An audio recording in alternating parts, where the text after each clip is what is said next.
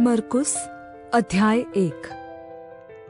परमेश्वर के पुत्र यीशु मसीह के सुसमाचार का आरंभ। जैसे यशायाह भविष्यद्वक्ता की पुस्तक में लिखा है, देख, मैं अपने दूत को तेरे आगे भेजता हूँ, जो तेरे लिए मार्ग सुधारेगा।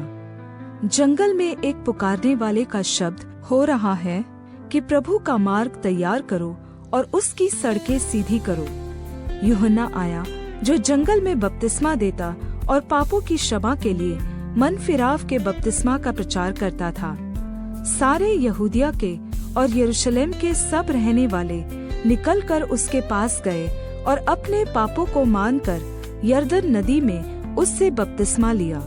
यूहन्ना ऊंट के रोम का वस्त्र पहने और अपनी कमर में चमड़े का कमरबंद बांधे रहता था और टिड्डियां और वनमधु खाया करता था और यह प्रचार करता था, मेरे बाद वह आने वाला है जो मुझसे शक्तिशाली है।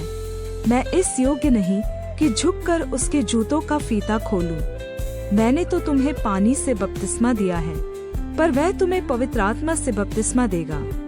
उन दिनों में यीशु ने गलील के नाजरत से आकर यरदन में यूहन्ना से बपतिस्मा लिया, और जब वह पानी से निकलकर ऊपर आया तो तुरंत उसने आकाश को खुलते और आत्मा को कबूतर के रूप में अपने ऊपर उतरते देखा, और यह आकाशवाणी हुई, तू मेरा प्रिय पुत्र है, तुझसे मैं प्रसन्न हूँ। तब आत्मा ने तुरंत उसको जंगल की ओर भेजा, और जंगल में 40 दिन तक शैतान ने उसकी परीक्षा की, और वह वन पशुओं के साथ रहा और स्वर्गदूत उसकी सेवा करते रहे। यूहन्ना के पकड़वाए जाने के बाद यीशु ने गलील में आकर परमेश्वर के राज्य का सुसमाचार प्रचार किया और कहा, समय पूरा हुआ है और परमेश्वर का राज्य निकट आ गया है। मन फिराओ और सुसमाचार पर विश्वास करो। गलील की झील के किनारे किनारे जाते हुए उसने शमौन और उसके भाई अंद्रियास को झील में जाल डालते देखा, क्योंकि वे मछुए थे। और यीशु ने उनसे कहा, मेरे पीछे चले आओ, मैं तुमको मनुष्यों के पकड़ने वाले बनाऊंगा। वे तुरंत जालों को छोड़कर उसके पीछे हो लिए, और कुछ आगे बढ़कर उसने जब्दी के पुत्र याकूब और उसके भाई यूहन्ना को नाव पर जालों को सुधारते देखा। उसने तुरंत उन्हें बुलाया, और वे अपने पिता जब्दी को मजदूरों के साथ नाव पर छोड़कर उसके पीछे हो लिए। और वे कफरनहूम में आए, और वह तुरंत सबत के दिन आराधनालय में जाकर उपदेश करने लगा, और लोग उसके उपदेश से चकित हुए, क्योंकि वह उन्हें शास्त्रियों की तरह नहीं, परंतु अधिकार के साथ उपदेश देता था। और उसी समय उनके आराधनालय में एक मनुष्य था जिसमें एक अशुद्ध आत्मा थी। उसने चिल्लाकर कहा, हे यीशु नासरी, हमें तुझसे क्या काम? क्या तू हमें नाश करने आया है? मैं तुझे जानता हूँ, तू कौन है, परमेश्वर का पवित्र जन। यीशु ने उसे डांट कर कहा, चुप रह और उसमें से निकल जा। तब अशुद्ध आत्मा उसको मरोड़कर और बड़े शब्द से चिल्लाकर उसमें से निकल गई। इस पर सब लोग आश्चर्य करते हुए आपस में वाद विवाद करने लगे, यह क्या बात है? यह तो कोई नया उपदेश है। वह अधिकार के साथ अशुद्ध आत्माओं को भी आज्ञा देता है, और वे उसकी आज्ञा मानती हैं। और उसका नाम तुरंत गलील के आसपास के सारे प्रदेश में फैल गया। और वह तुरंत आराधनालय में से निकलकर याकूब और यूहन्ना के साथ शमौन और अंद्रियास के घर गया, और शमौन की सास तेज बुखार से पीड़ित थी, और उन्होंने तुरंत उसके विषय में उससे कहा।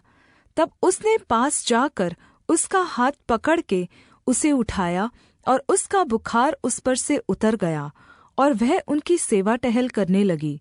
संध्या के समय जब सूर्य डूब गया तो लोग सब बीमारों को और उन्हें जिनमें दुष्टात्माएं थी उसके पास लाए, और सारा नगर द्वार पर इकट्ठा हुआ।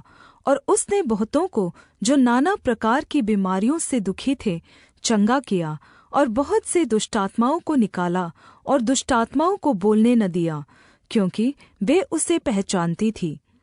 और भोर को दिन निकलने से बहुत पहले वह उठकर निकला और एक जंगली स्थान में गया और वहां प्रार्थना करने लगा। तब शमौन और उसके साथी उसकी खोज में गए। जब वह मिला तो उससे कहा, सब लोग तुझे ढूंढ रहे हैं।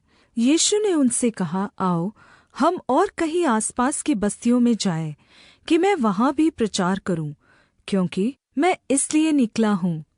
और वह सारे गलील में उनके आराधनालयों में जा जाकर प्रचार करता और दुष्ट आत्माओं को निकालता रहा।